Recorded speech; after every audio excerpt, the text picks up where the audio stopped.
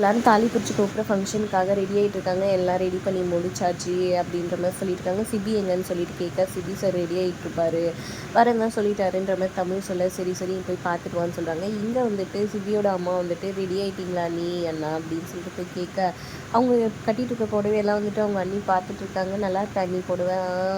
நல்லா இதுவாயிட்டேன், என் பொண்ணு இருக்க வேண்டிய இடத்துல வேற ஒரு பொண்ணு இருக்கா, உனக்கு அதெல்லாம் கவலையே இல்லை அப்படின்னு சொல்லிட்டு சொல்ல, வீடு எதுக்கு அதெல்லான்ட்டு அவங்க ஹஸ்பண்ட் சொல்லிடுறாரு. நீ வா, நம்ம இந்த தாலி தூக்குற ஃபங்க்ஷனே நடக்க விட மாட்டோம் அப்படின்னு சொல்லி அவர் வந்து ஒரு பக்கம் கூட்டிகிட்டு போகிறாரு, அவங்க தங்கச்சிக்கு தெரியாமல்.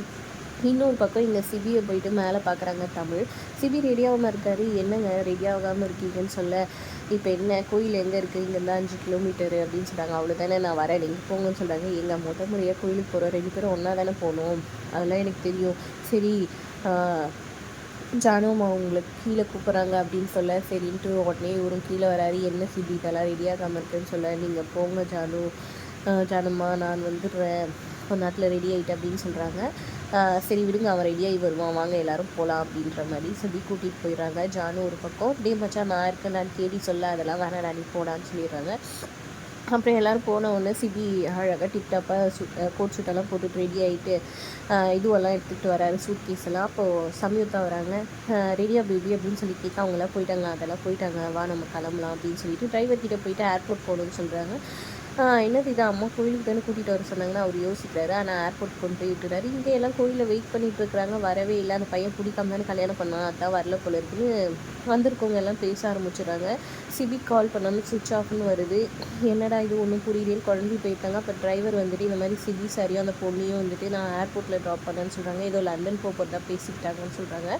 உடனே ஷாக்காகி போயிடுறாங்க. இது ரொம்ப அவமானமாச்சு, ஏன் அந்த பையன் இப்படி பண்ணுறான், பரவாயில்ல சிபியை நமக்கு ஹெல்ப் பண்ணிட்டாருன்னு சொல்லிட்டு சிபியோட மாமா யோசித்து சந்தோஷப்பட்டுக்கிறாங்க.